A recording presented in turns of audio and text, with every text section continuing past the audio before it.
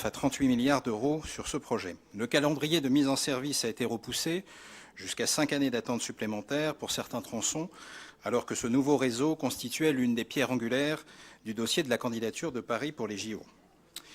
J'ajouterai que lorsqu'on lit dans la presse que les travaux de la gare de la Défense pourraient se prolonger pendant près de 200 mois, 17 ans, ce que la SGP a confirmé, on peut avoir de gros doutes sur les dernières échéances annoncées.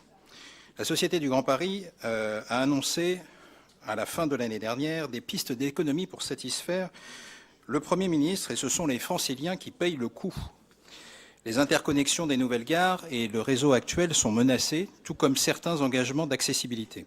Or, mes chers collègues, ces nouvelles lignes n'ont de sens que si elles ne sont reliées avec le réseau existant. C'est l'âme même du projet. Nous devons créer des continuités et ne pas créer de nouvelles barrières entre les habitants de la petite et de la grande couronne. Ce projet d'investissement, pour plus de 100 ans, doit être à la hauteur de la région capitale internationale de référence pour le monde. Car si ce réseau ne se fait pas, alors quel sera le sens de toute notre action pour redonner une attractivité économique, culturelle, touristique forte à notre région? Par cet arbitrage budgétaire, le gouvernement prend en otage les Franciliens et notre avenir à tous. En effet, selon un chiffrage de la SGP elle-même, le nouveau réseau devrait permettre d'engager l'implantation de 250 nouveaux logements et de plus de 300 000 emplois d'ici à 25 ans. Ils sont tous menacés si ces nouvelles gares ne sont pas reliées au réseau actuel. Le Grand Paris Express peut révolutionner la mobilité pour les Franciliens comme pour les touristes. S'il est mis en place dans son intégralité. Je suis élu de Champigny, où se sont rendus notre présidente et le Premier ministre, la ville de la région la plus touchée, la plus impactée par le Grand Paris Express, avec le site de remisage, 2 gares, le poste de commandement et 4 chantiers complémentaires. La ville est devenue un véritable gruyère, avec des expropriations et jusqu'à des décès, des fermetures de commerce, des nuisances jour et nuit.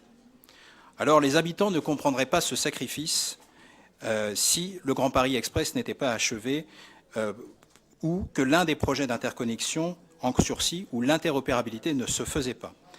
La nouvelle gare de Brivilliers-Champigny doit aussi nous permettre d'accéder aux autres lignes, la ligne 15 à travers la ligne E et la ligne P. Sa construction est essentielle pour l'intégrité du réseau de transport francilien. Et pourtant, pour plusieurs projets inscrits au CPER, l'État préfère rogner sur des investissements à coût de rabot, jusqu'à vouloir réduire ou supprimer les parkings à vélo des futures gares, un véritable contresens.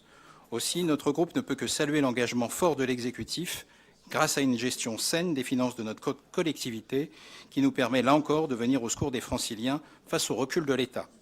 Non seulement notre région respecte chaque engagement financier qu'elle a pris, mais elle se substitue de plus en plus à l'État sur des grands projets d'investissement. Il faut conclure.